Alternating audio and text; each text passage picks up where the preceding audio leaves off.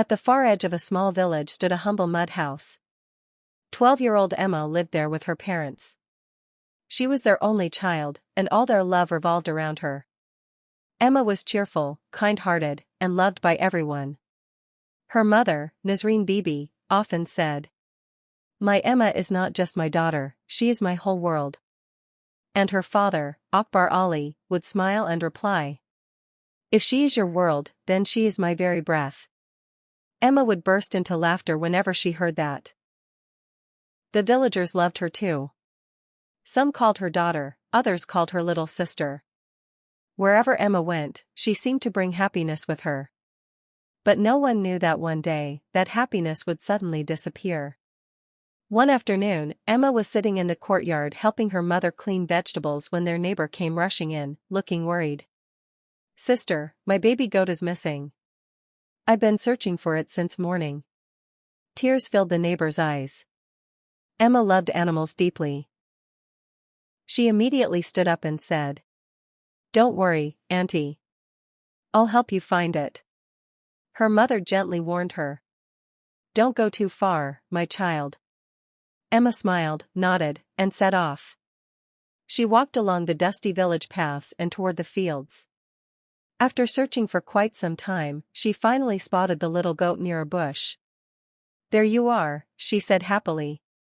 Just as she picked it up, she heard the weak voice of an old woman nearby. "Is anyone there? Please help me." Emma stopped in surprise. The voice seemed to be coming from an old abandoned house that had stood empty for years. Thinking someone might be in trouble, Emma slowly walked toward it. She stepped inside. But there was no old woman. Confused, she turned around to leave. Suddenly, bang! The door slammed shut behind her. Emma's heart began pounding. "Who's there?" she called out nervously. There was no answer. A few moments later, she heard footsteps outside. Emma ran toward the door, but by then it was too late. Back at home, her mother kept waiting. 1 hour passed.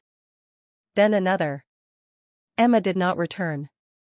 At first, her mother thought she had stopped to play somewhere, but as evening approached, a strange fear settled into her heart. Soon Akbar Ali returned home. When he learned that Emma was still missing, the color drained from his face. The entire village joined the search. They looked through fields, orchards, pathways, and every corner of the village. All night long, lanterns flickered in the darkness while one name echoed everywhere. Emma. Emma. But Emma was nowhere to be found. The next morning, near a road outside the village, the villagers found only one thing. Emma's blue scarf. The same scarf her mother had lovingly gifted her.